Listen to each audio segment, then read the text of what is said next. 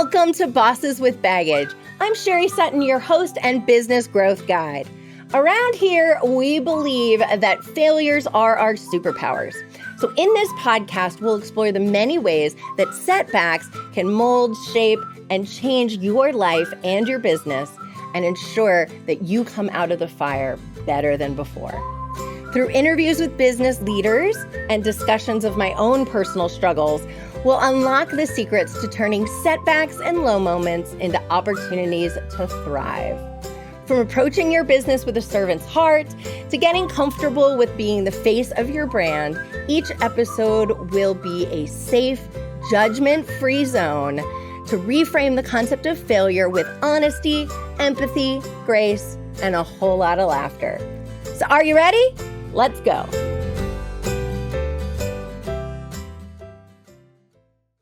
Hey friends, I am so excited to be here with my friend Jim Savage. Jim, say hello. Hello.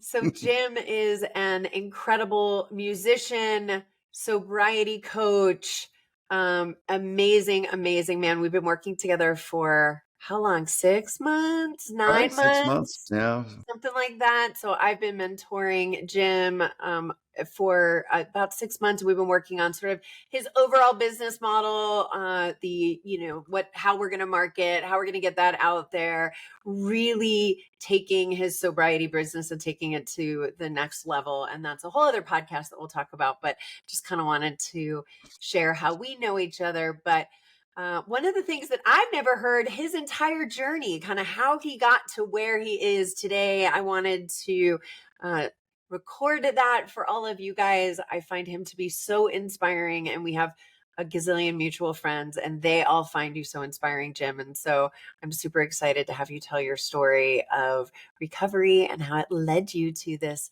fabulous career as a coach. So give us a little introduction to who you are, and then we'll get right into the baggage. All right. Well, thanks so much. I will say this is really awesome. It's trite to say it, it's typical to say, but being able to talk about this particular topic here today is really awesome. I'm excited to be here. As you've been saying, I work in the addiction treatment field. I've been working in that field since early 1980s. My story, I was thinking about it. Bosses with baggage. I could come on and say, okay, I am my own boss, and that's the entrepreneurial part of this thing. And I definitely have baggage, and I have, in the recovery field, I'm one of the people who use my story more than the average bear, I think, because I was one of those guys that got sober. Okay, now I'm going to become a drug counselor. And I started working in that field, and I didn't work a recovery program, and I ended up relapsing as a drug counselor. And I ended up in drug rehab as a relapsed drug counselor. And that was a shameful, humiliating public scandal, as bad as it gets, experience for me. And I became what they called an impaired professional. And that meant I couldn't work in my own field when I came out of treatment. And so how long were you a sobriety coach before, or what's the right word? I keep saying sobriety counselor. I was a counselor. Yeah. How long were you a counselor before you relapsed?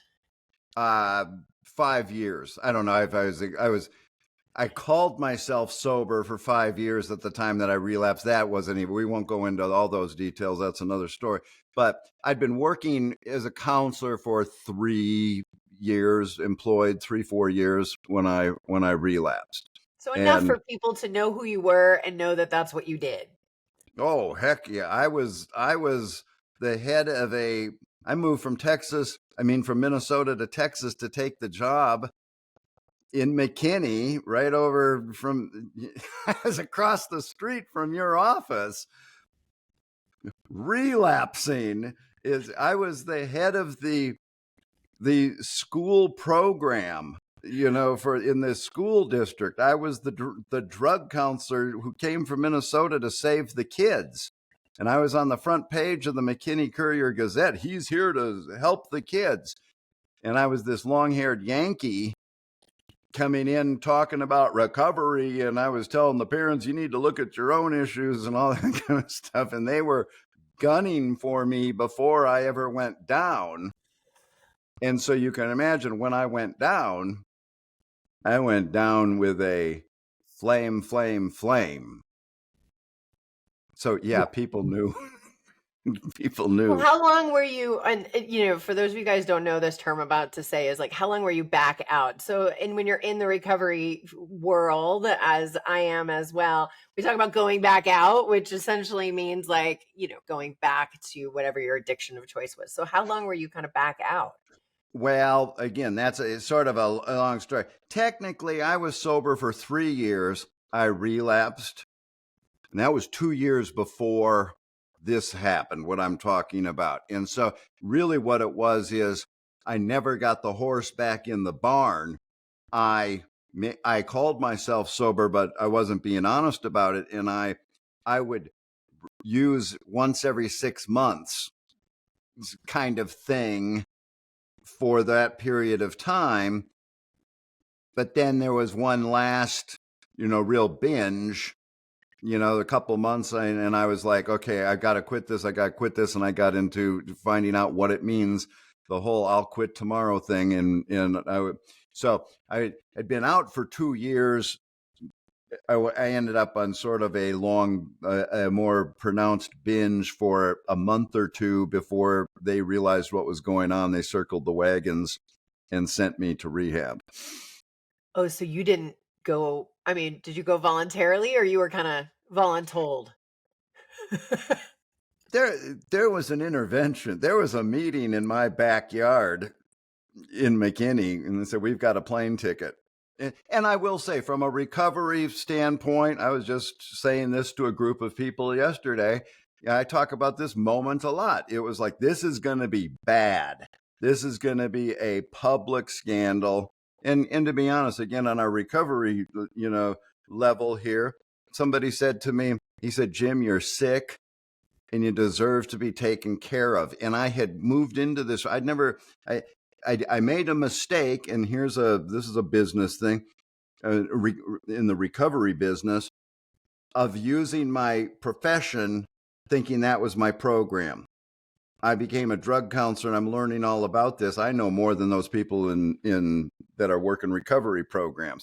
And I'd never considered myself, the day the guy said, you're sick and you deserve to be taken care of, I call it moment of grace, because that was not me. That was not my default position to listen to anybody. But something sank in, and really? I'm sick? I deserve to be taken care of? Okay, I'll go. And I always say now, and something happened, and I went on autopilot. And I just, from that moment on, I went on autopilot, and I did what people told me, and it was very difficult and very tough. That was 35 years ago, and I'm still not perfect, but I still sort of got the autopilot thing happening.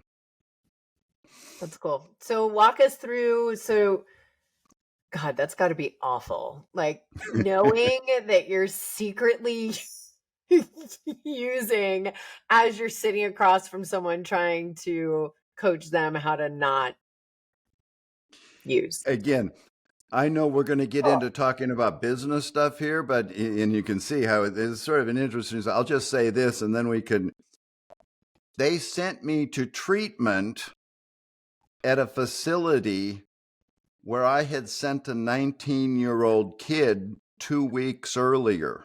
Wait, were you there together?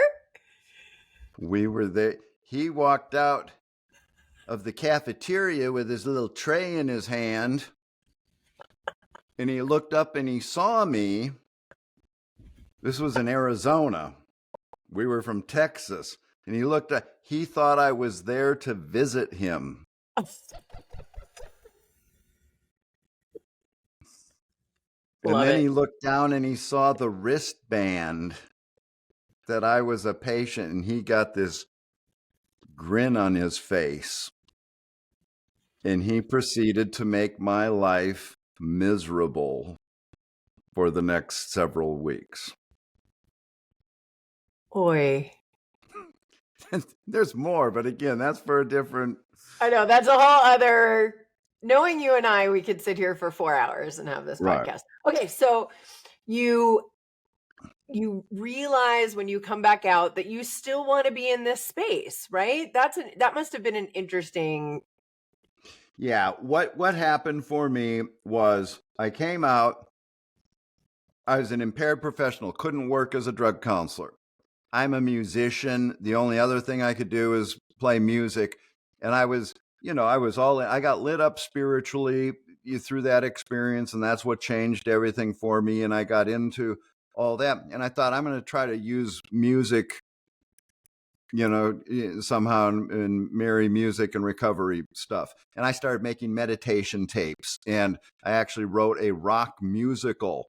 That summer that I came out of treatment, I had nothing to do. I sat in my backyard and worked on my own recovery, and I made meditation tapes, and I got this idea to write a rock musical that told my story of addiction and recovery.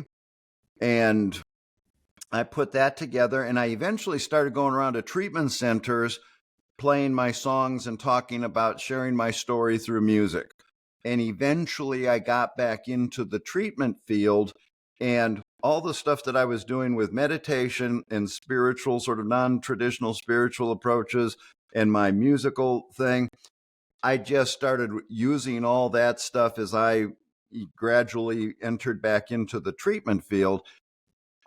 Ultimately turned all that into curriculum, developed my own treatment program, and I ended up opening my own treatment program from 2000 to 2010. I ran my own treatment program there in the Dallas area. And I used all that stuff, my music, my creative stuff. Also, I turned it into educational treatment curriculum stuff, and that was the basis of my treatment program. And so that's how I, turned doing what I love into my work. And I eventually sold that treatment business. So I've been my own boss ever since, like, forever. I started doing consulting, doing this specialty treatment stuff a couple years after I returned to the field. And so I've been my own boss doing that ever since. Ran my own treatment program, had a lot of employees through that. And then I sold that and I went into private practice, continuing to do that. And really sort of what I've been doing, this late stages of my career is, and how I've gotten into needing your help and stuff, is figuring out how do I take what I have and deliver it to the masses as opposed to just my own clientele. What I've been doing for the last 10 years, 15 years is private practice, not even calling myself a sobriety coach. Because I've just been an outpatient counselor, and I wrote a book. I sort of specialize in family stuff. I spent a lot of years developing that recently, and just trying to figure out what do I do with all this kind of stuff, and again, make it available to more people. And that's in how to package things. And that's been one of my struggles is I got all these things that I can do, but here's a plug for needing a business coach to be able to say, here's what you do, but what do you do with what it is that you have? And so that's sort of, where we're at. I'm here sort of at the tail end of my career, but I'm pulling it all together and trying to get it out to the masses and maybe leave a legacy or something like that. Love that. And I'm privileged to be part of the process because I think all of your content's incredible. I kind of want to go back because I think one of the things I find so interesting about your journey, and you just illustrated something to me that I didn't realize, which was a lot of sort of the curriculum that you created, right? The rock musical kind of happened as a way for you to recover, right? It was an artistic project that you use to help in your own recovery. But then I find there's an interesting shift that happened to somewhere, which was I can use this to then help others. Like, walk me through what that looked like. Was it, you said that you just sort of started going to recovery centers and like playing your songs, like, because I think people don't realize sometimes the gold that they have, right? Like, I wrote this thing, or I created these journals, or I created this rock musical. They don't see it as a way of being of service. And somehow that became, you've done that and then created a whole career and business out of it. So I'm curious about the initial stages of that. What comes up for me, first response is when I was putting that musical together, as I said a second ago, my story of addiction and recovery. But simultaneously, and then what you're getting at is my whole career has been a process of passing on. I'm just a step ahead, maybe a couple steps ahead of what I'm passing on to others in my own experience. And I will say this again, with especially working in the blending the addiction, the recovery with the professional part.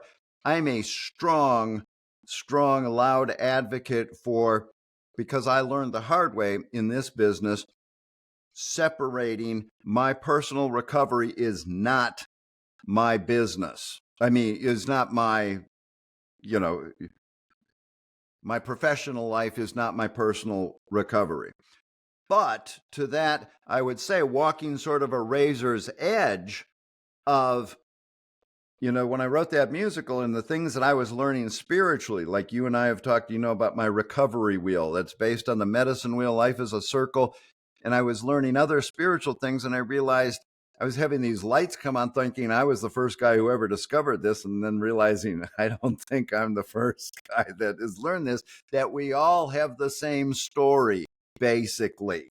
And you can look at it from different models. And so then I realized my story through that musical is everybody's story. And so I started, that's what I would say. This is your story too. And particularly with the creative stuff, metaphor, it's powerful. And I also do storytelling. That was another big part of my thing. I haven't really talked much about my storytelling stuff. Again, it's the power of metaphor, and that you find yourself in the images that get created. A song is a set of images, a story is a set of images, and they're all coming from, basically, we find our own self in that. And so I was just naturally led to sharing what I was learning with other people. But again, I'm saying, putting that caveat in there, you need to be really, when I tell other professionals, you got sober, you want to go save everybody, you gotta be clear about what keep that boundary very distinct. Well, and I think, to your point, in the sense of keeping that boundary distinct, and let me make sure I understand what you're saying, because I think this is an important conversation for people, because that it happens, right? Early sobriety, you're on your pink cloud, you're like, I'm going to go help everybody, right? And we all start some big project about podcast, about recovery, something, right? Those of us who are a little more type A and really want to share.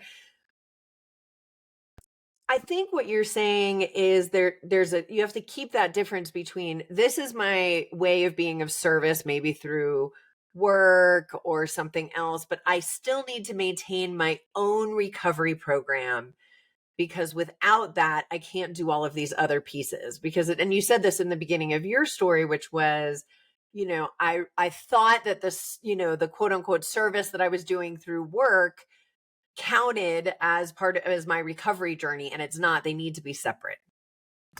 Yeah, and again, knowing where you're going with the purpose of this podcast, I also realized this, talking the fact that I'm in the recovery business, as opposed to, there's a lot of other people that aren't in the recovery business, entrepreneurs that are, how are you helping? How are you providing service? There's a little bit of a distinction with that recovery versus professional thing. But because I think that also it's it's an example of doing what you love, and that part of my baggage has been having to recognize I do what I love, and it's playing music, and I found some way, it wasn't like I set out to say, I'm going to do what I love. I love to play music and I'm going to develop curriculum. No, it came naturally to me, sometimes, to other people's frustration because I was such a flying boy. I've got this idea and I got this idea. But the bottom line is, I have a tough time drawing the distinction between work and play because I've been able to, everything that I do with my work is what I love. And part of my spiritual message that I'm working with clients on is finding your passion. I'm all about words like transformation and passion and leading people through rites of passage and dark nights of souls and things like that to find your passion. And so all the music, and you've known, this room that I'm sitting here, this is the embodiment of my passion. And at this stage, I'm right now not owning my own treatment program. I'm delivering it through the screen, whether I'm recording myself here or I'm playing songs and writing new music or recording meditation stuff. That's all my passion. But again, there's challenges that come. I remember early on, I heard I used to say, I think it was my quote. I was going to say, I know some quote, but this is actually what I would say. Having a vision is a lonely place because other people can't understand your vision or your passion or your experience of how you arrived at that. And so it's been a long process of that. And I never had any of the business coaching kind of how to, creative people are not good business people. And I used to say I'm the king of uncapitalized content. Not anymore. We're moving in that direction because you're right. I mean, the one thing that I admire so much about you is that you did find your passion for recovery, because what of what you went through, right? You still have to maintain your own recovery and your own program, but you going through that experience ignited a passion for you for recovery, not only in your life, but in this like embedded desire to pass it on to other people. And I think it just became natural for you, but that's not true for everyone, right? I think you were given some spark to share that. And the fact that you then did it, you just went out there, you were like, hey, you raised your hand and were like, hey, I want to come play my songs at your recovery center, right? There's something really special about that. I'll tell you, as you're saying that, again, there's a very fine line between melding your personal recovery and your business.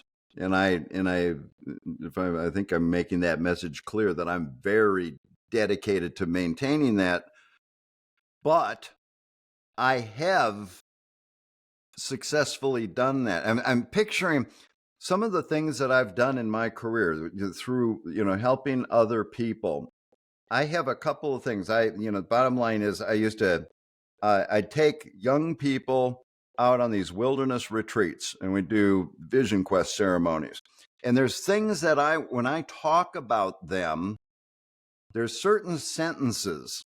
If I'm presenting on this, and I get to a certain point of describing this process, there's certain things that I end up saying that I can't say without getting teary. And I'm not even going to say it right now because it's like this muscle memory thing. I describe these certain events and things that I've done with kids, and I get all choked up. And it's like, what's that about? And it's because it goes to the deepest of what my purpose has been in my career, and you can say it's saving lives. It really is life and death stuff, but helping people find themselves, and it's that vulnerable, finding their lost innocence. It's the death rebirth thing. And so again, getting choked up, that's personal, I guess. But I have a very clear distinction of, this is just my job too. This is what I do for my job. Parents say, "Oh, we appreciate what you do with our kid, or you've saved our kid's life." And I say, it's just my job. Yeah. But I sort of overcompensate, overemphasize that just to make the point. Yes, of course I care, but I get the distinction between those two. But and maybe that's a gift, and maybe that's a goal. Obviously, for anybody in business, finding your passion and doing what you love.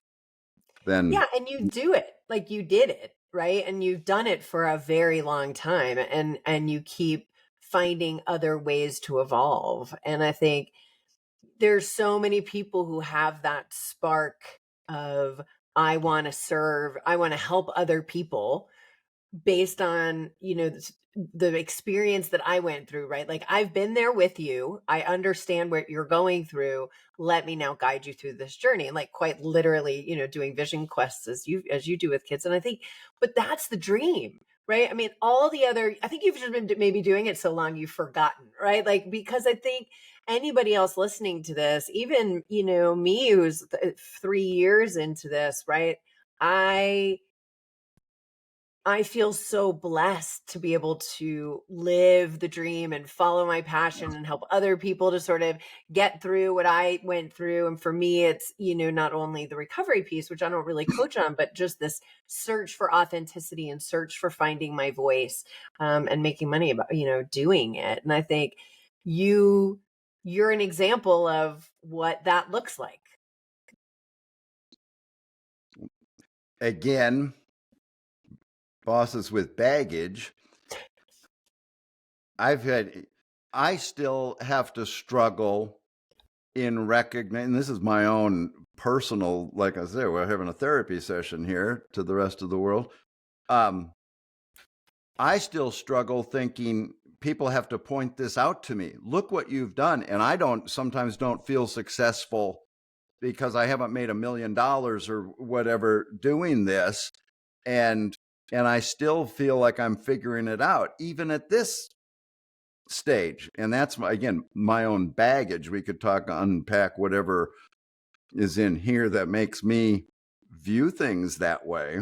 But I'm getting enough to recognize that, I'm very clear about being able to say, find your passion. And I have followed a vision, and I've lately, as I'm doing this stage of my evolution and starting to do talks and videos and live streams and stuff, I started talking about this. And I did one talk, the first live stream that I did, I told the whole story of finding your passion and following it, and what a gift that is. Both, one, to be able to pass that on to other people, and if you're able to make that your work, that's that whole Buddhist thing about what do they Dharma. What's that? Dharma. Right living, or something about living right, sacred living, or it's basically making your career your sacred path. Right livelihood. That's right, what it's. Yeah, and I think for me, it's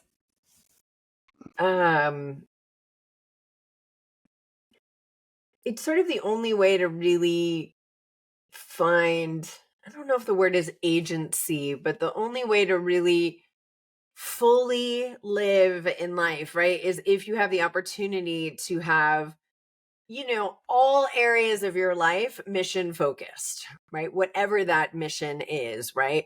Whether it's, helping people recover, or, learning to be their authentic selves, or whatever. You want to be able to create a life where that embodies all the areas of your life, or not all of, necessarily all of them, but most areas of your life, where you get to spend the majority of your time moving in that direction, helping other people live in that direction. I mean, that's for me the dream. And if you can make enough money to like live and have a nice existence along the way, like that's it, man. That's the dream. And you're right. I mean, that's for me has always been my philosophy was if I'm going to do it, I want to love what I do every day. And I want to feel like I'm making a difference every day. And I believe the money will come along with that. Right. Well, you saw the posts that I've made about, I opened up got the message from YouTube the other day, new comment on your video. And it was for one of my songs from that musical. And when I say I wrote the musical in year one, 35 years ago, really what I did is not write all the songs new.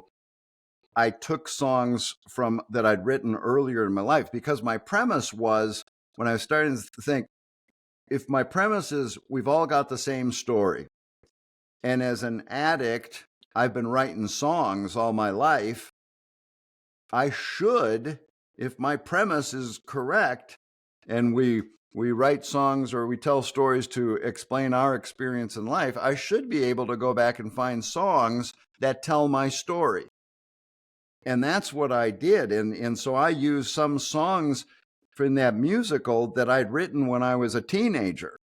And so one of those songs I wrote when I was 18, and I got a video on my YouTube channel for it. And the comment appeared the other day, and it said, you taught me this song. You taught me how to play this song on guitar 30 years ago. And I still play it today. And I was just teaching my 18-year-old daughter this song, and she was blown away by it. So I decided to look you up on the internet, and here you are with a recording of this song. And then he said, you made a huge impact on me in the short time I was in your group at this treatment center in 1996. And he just said, I hope you're doing well. And I was like, okay. And again, seriousness, that, I guess I have to try to let that sink in. I think the correct response is humility. Like, talk about being used in the big picture, and being used for a purpose when this is all over and done. And ironically, that song happened to fill the part of the story in that musical about family issues being passed on from generation to generation. That's what I used that song to teach about. And I thought, I wrote that song when I was 18. I taught it to this kid when he was 18, and now he's teaching it to his daughter when she's 18. And he's saying, you made a huge impact. I'm going to take that as it must have steered him in some direction in a positive thing, which that song happened to be about. From generation to generation, you can stop the dysfunction at any generation, and you can pass on positive. And it looks to me like that's what was going on with that song. And so again, you want to talk about putting things in perspective in literally your life's work. And here I am, well, I'm not making enough money. But okay, what's important? And like I say, in the bigger picture, how are you being used? And are you letting go and becoming a channel to be used, keeping in mind concepts like right livelihood or being of service, and follow your passion, and everything else will follow. Yeah. And I need to hear myself say that as I'm saying that out loud.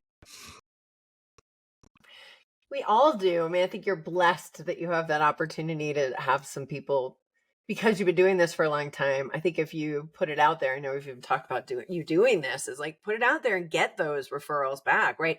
Because I think sometimes we can't see ourselves unless it's reflected back to us in someone else's mirror, right? Like they become mirrors to us because we just don't see our impact, right? We don't see what we've been doing. We also sometimes, I think, don't see our own gifts. Like we don't realize where the most impact could be. And also, therefore, then how do you translate those into things that you can offer as products that will not only serve, but will also help you to make money, right? And that's one of the things that you and I've been working on over the last 6 months was like, what are the things that you have in this huge repertoire that we can pull out and start, not only doing good, but making some money, with those along the way that can then support you to make even more amazing content that'll help people. Right. Yeah. So trying to think of what I want to talk about next. One of the things that I always ask my guests is if you were talking to someone who was in the middle of that dark night of the soul, right? Laying on the bathroom floor, right? Whether it's from alcohol or, drugs, or for a lot of us, it's just, oh my God, I've created a life that I hate. Right? Doesn't even have to be something as dramatic. What's the one thing that you would say?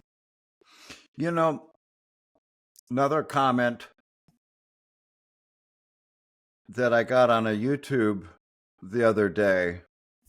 I think I did a short or something about finding your passion. I can't, it was something. Oh, it was the one that says, it was a picture of me here. And I'm in my creative space. And I had words like transformation, inspiration, innovation. And that's me. That's the embodiment of me. And I had that in a short. And somebody wrote on there, I wish I could find my space.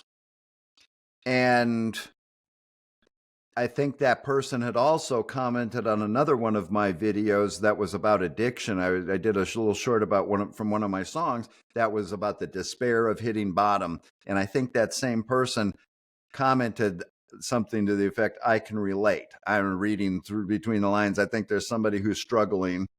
And then she saw another video about the creative space. And I just responded online there. It was something I happened to be talking about with a client just like the same day. I said, what's the thing that makes you the most happy doing? And that's all I said for a response on a YouTube comment.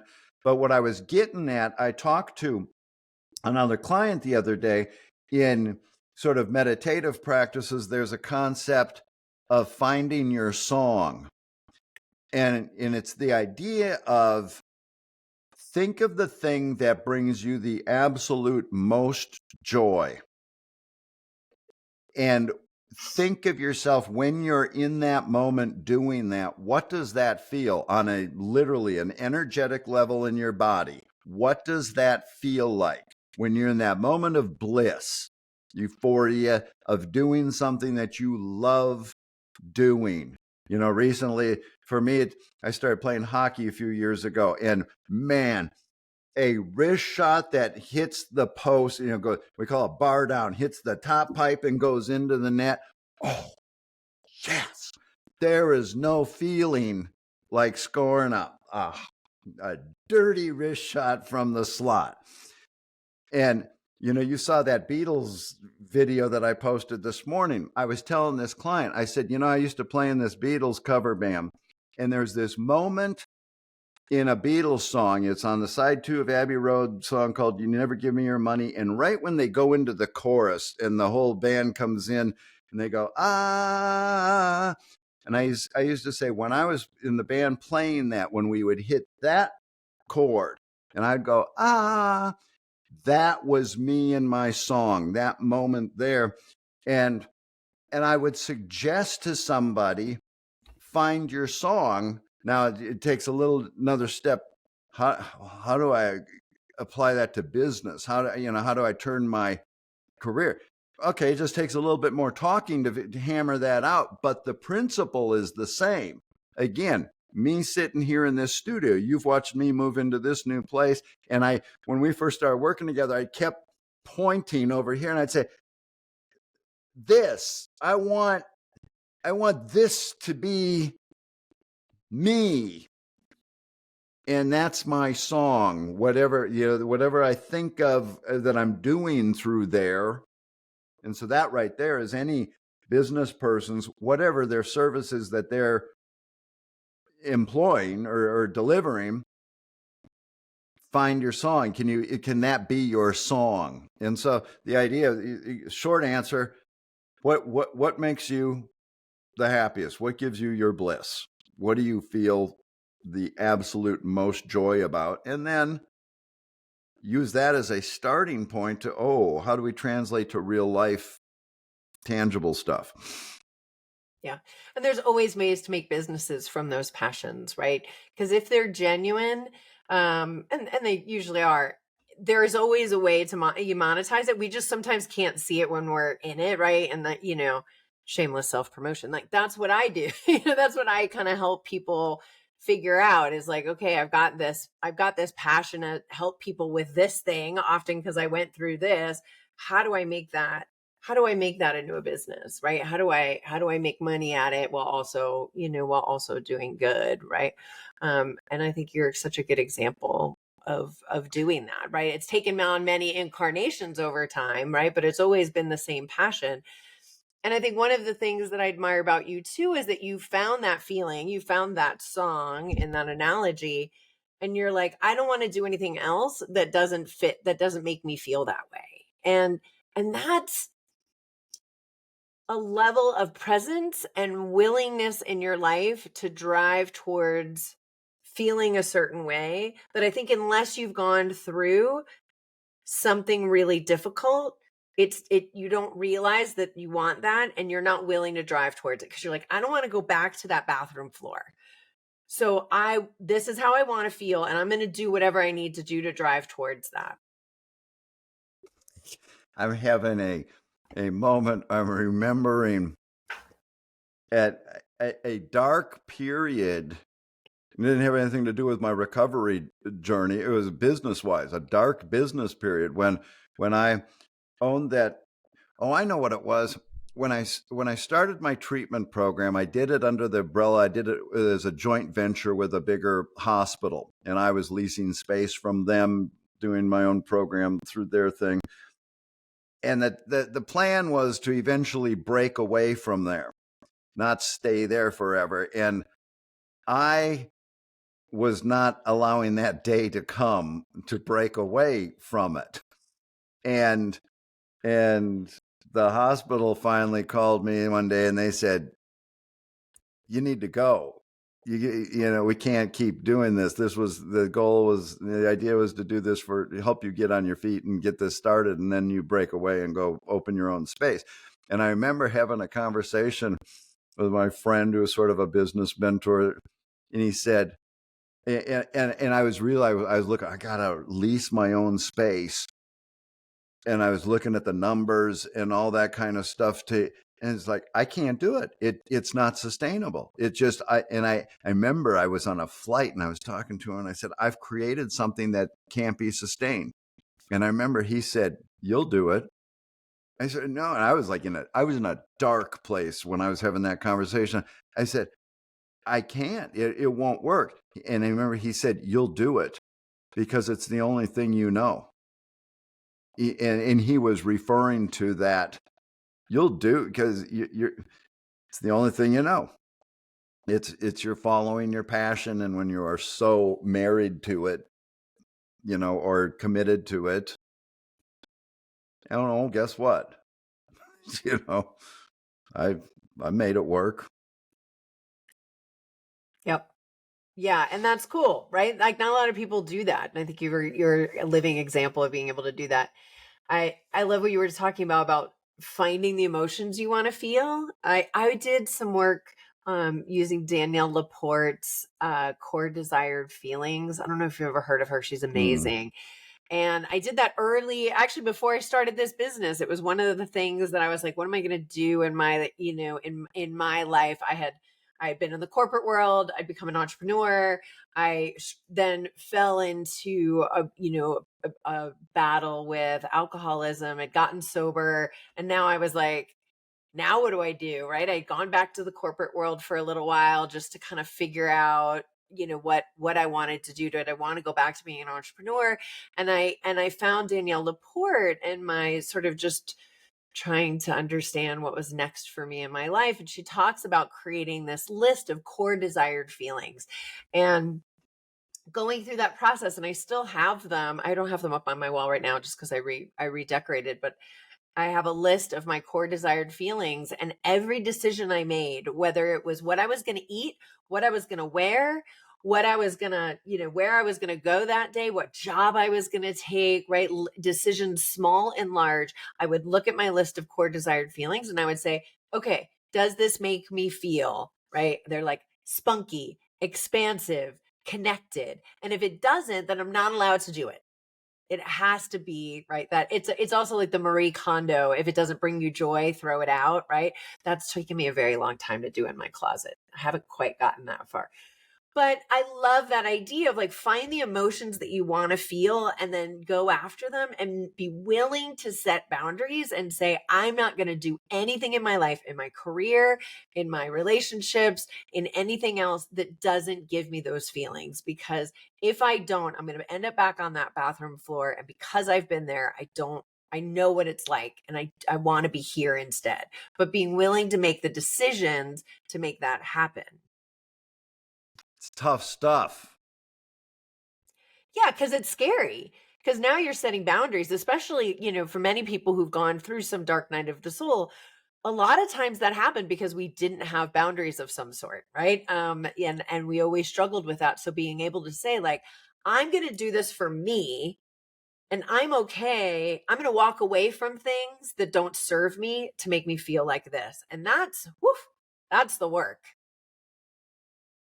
Well, and it's also, again, from the baggage standpoint, it's one thing to, commit to, okay, I get this idea of doing things that make me feel good, but also the whole limiting belief stuff, whatever our set of circumstances are that we inherited through our environmental circumstances growing up and stuff like that. And that's the stuff that's my biggest saboteur for this business stuff is whatever it's called, limiting beliefs. Maybe some people's are opposite of limiting, they're too full of themselves or whatever, but I think a lot of people relate to, I can't do that, or a whole host of different sabotaging thoughts. Me, I spend so much time not hitting record on these new videos because I'm worried that I'm not going to say it right and I don't get past it, or just asking for help, learning how to ask for help. That's another huge thing, and again, to me, it sort of sums up with our discussion here and your purpose, this podcast and the work that you do. Again, find your passion, but creative people especially, I know for myself, I need the guidance. There's nothing wrong. I've had shame about I'm a lousy businessman, and that's what adds to that negative beliefs about myself. Okay. Getting help is really valuable. And there's nothing wrong, especially nobody, I was going to say, they don't teach us this in school. Man, go to Wharton Business School. I guess maybe they do, but I didn't. They don't teach us this in the School of Hard Knocks. Well, and they don't, people like I'm a creative too. We don't survive in business school, right? I did like an executive MBA, or just like they called it a mini MBA. It was like a 1 semester MBA because I was like, I cannot do this like super left brain stuff for 2 full years of my life, right? I want to know enough to be dangerous because that's just not how, that's just sort of not how I think, but it was good. It was enough, right? But I think when, being creative is a superpower, but it's also a challenge because there's a real challenge of being able to focus. And it's one of the things that I've sort of unknowingly or without trying I've specialized in, is working with people who are highly creative and have a million ideas and helping them kind of narrow that down. And the reason why I can do that is because I'm that person too, right? I have made all those mistakes in business of like, I just start the first mile of the marathon, and then I see a squirrel, and then I go off, and next thing I know, the marathon's done and it's in a different part of town, and I've spent, $500,000 or whatever. I didn't spend that much, but you get the idea, following this squirrel. And I forgot about the marathon and I never finished it. And that was what I wanted to do at the beginning. And so I think that is one of the biggest challenges for creative entrepreneurs, is being able to say, this is what I'm going to do right now. And this can be just a season, and I'm okay with that, but I'm going to make some decisions about how I'm going to move forward that follows my bliss, that gives me all the feels that I want to have, but is also going to make me some money. But I'm going to give it the time that I need to give it some traction. And I'm going to tell the squirrels that I'll see them later for a while, right? And helping people to sort of stay super focused. And again, we can go after the squirrels later, right? Put them on a list, we'll come back to them. But how do we really narrow in and yeah, having both sides of that brain? I understand what it's like to realize that you chased a squirrel and you forgot about the marathon. And I that's one of the greatest joys for me, is helping people who are super creative find ways to narrow in and actually, offer a product and let it germinate, right? Because I'll that's the tell fun part. you, I'll tell you that what I'm thinking as I'm listening to you, I'll add to that. What my experience has been, I'm getting better at it in the last few years. And this is a melding of my own personal recovery stuff, my spiritual belief system or whatever, but also applying that strictly to business progress.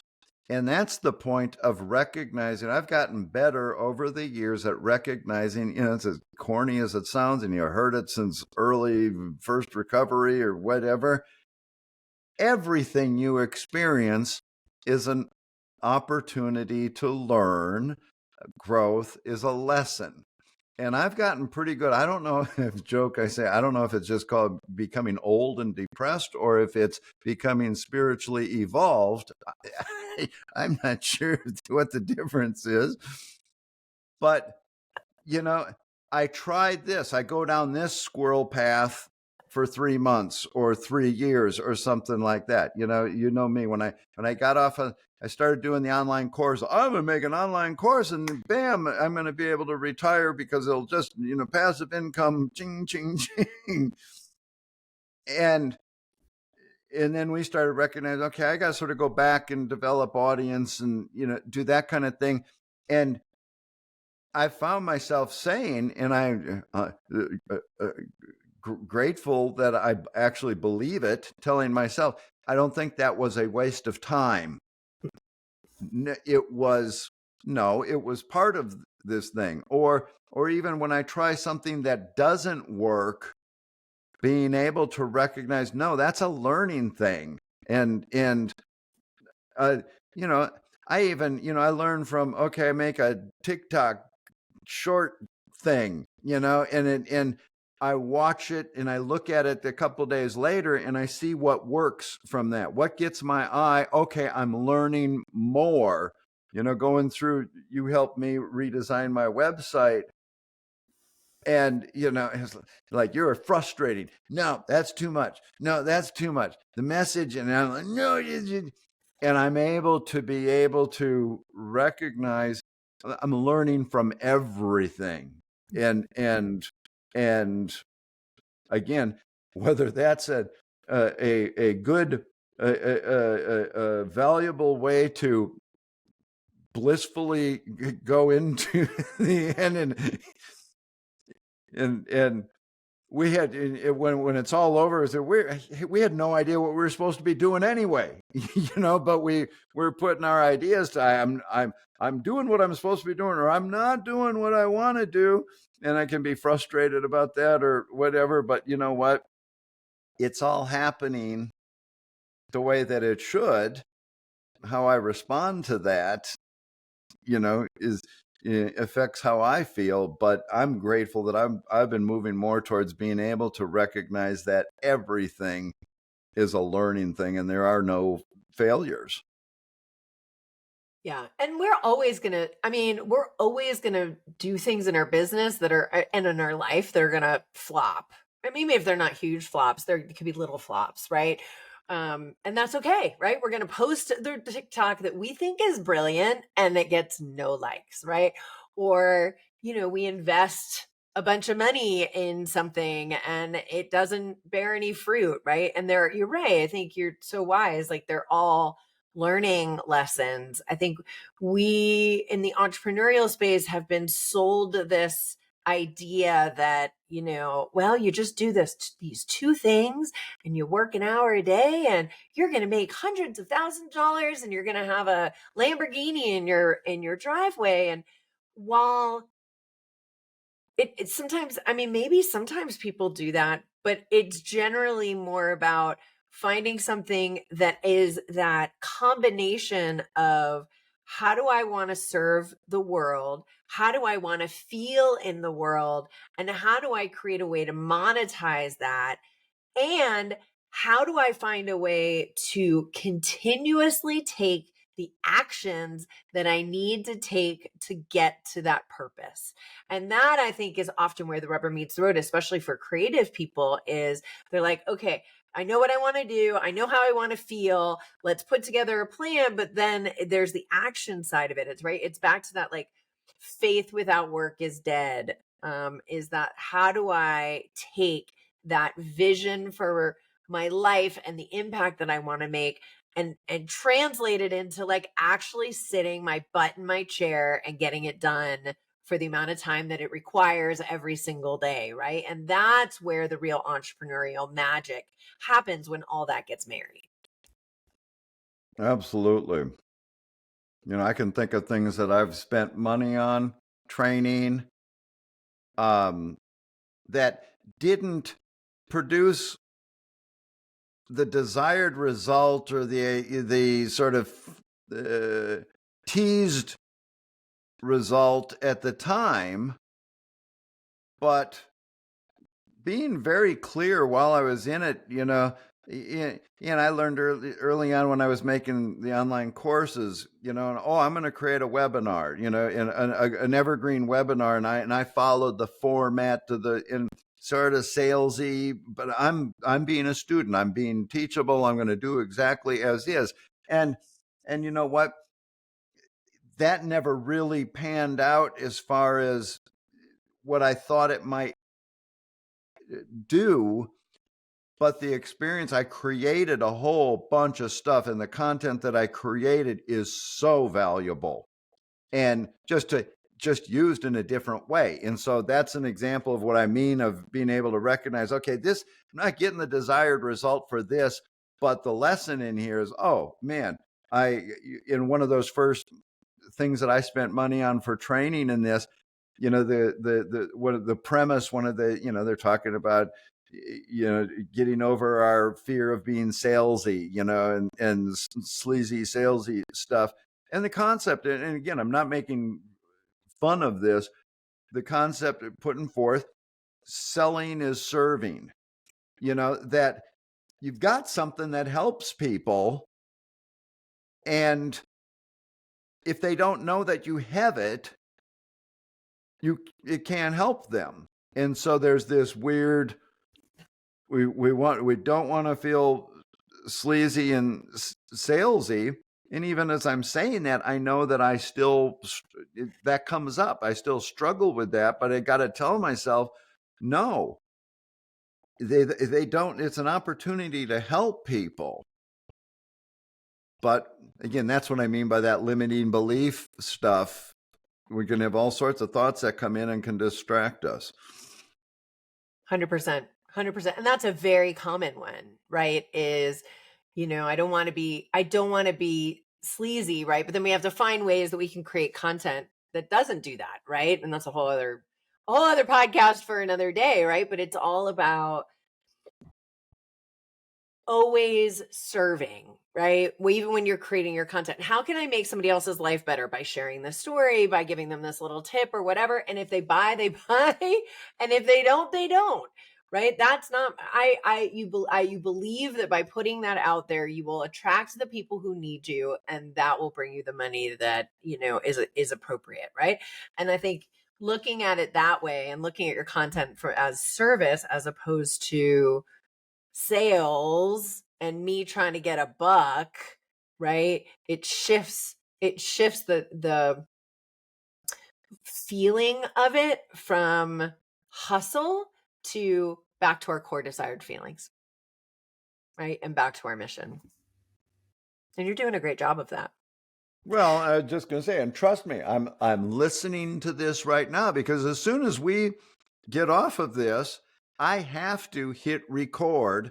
I've been struggling, procrastinating with this next video that I need to make of a topic that I've been saying for 30 years. I say every other time I share in a support group meeting, I'm saying this, that I'm going to give this video on, and I'm not hitting record because I'm stressing over the first 3 minutes. How do I get into it without going too long, or blah, blah, blah, blah, blah. And I, on all these things, and people like you or other support people around me, they remind me that thing. I'm just doing this to serve. Stop worrying about, if you enter it with, I've got something that can be helpful for people to hear.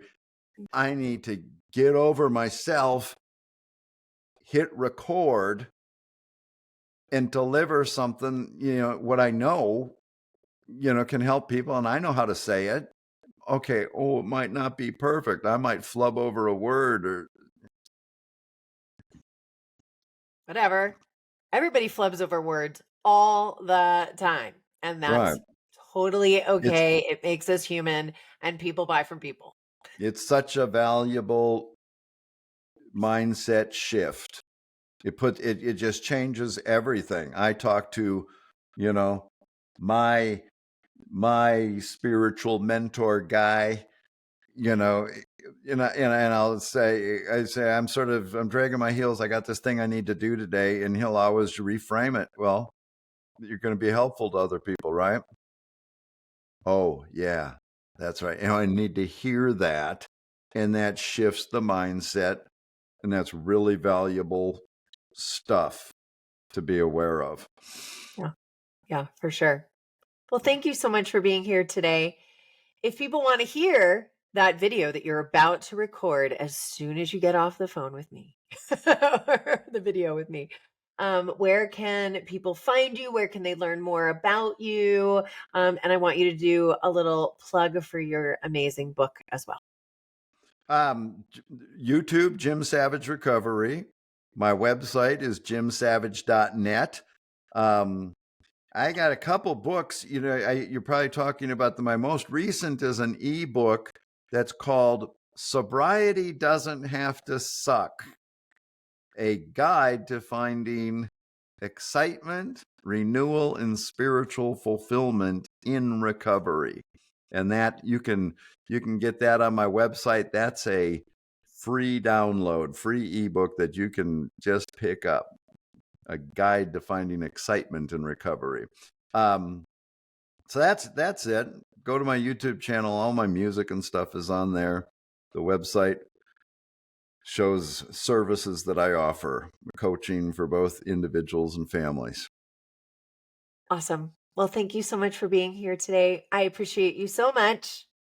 Thank you so much. And make Been great. sure that you go follow Jim. And if you enjoyed this podcast, please give us a like, a comment, a share. And if you know anybody who would be a good guest, please let me know. You can find me on any of the social channels at Sherry Sutton. My website, sherrysutton.com. You can find me mostly on Instagram and Facebook, but I hang out a little bit on YouTube and Twitter and all of the other places. And thanks again for listening.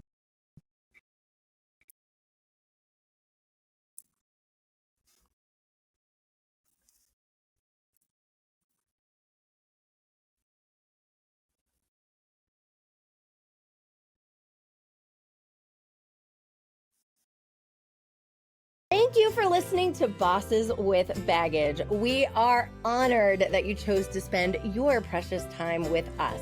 I hope that you are feeling inspired to reframe your setbacks into your superpowers so that you can change not only your life, but the life of everyone around you. If you enjoyed today's podcast, and I sure hope you did, please subscribe, rate, and share on your favorite podcast listener.